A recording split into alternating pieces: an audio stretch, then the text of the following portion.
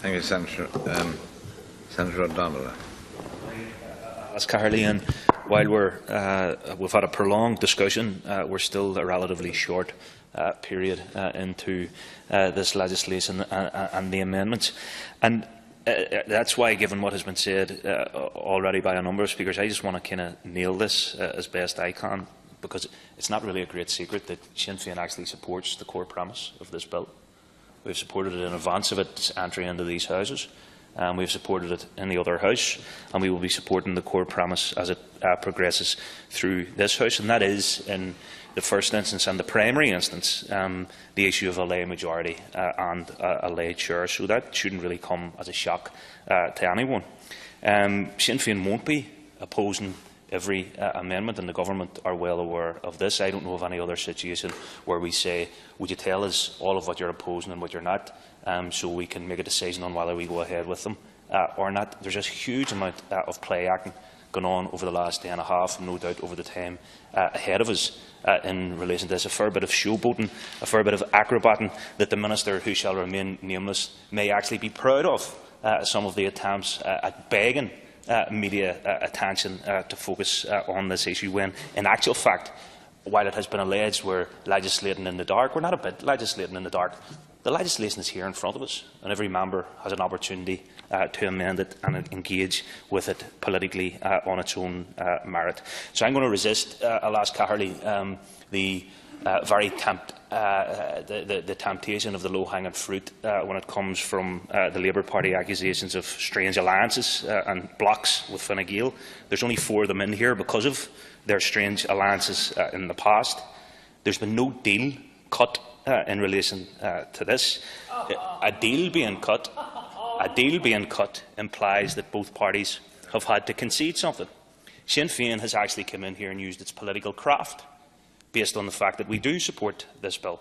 That's called political leverage, political craft, something perhaps that others could have learned from in the past. So listen,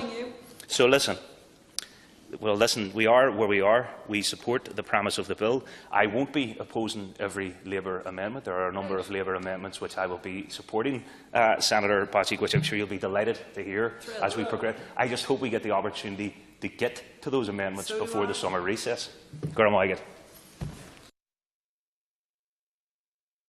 Finally, in this round of contribution, before I call the Minister, I'll ask Senator Niall O'Donnell, who has been waiting to.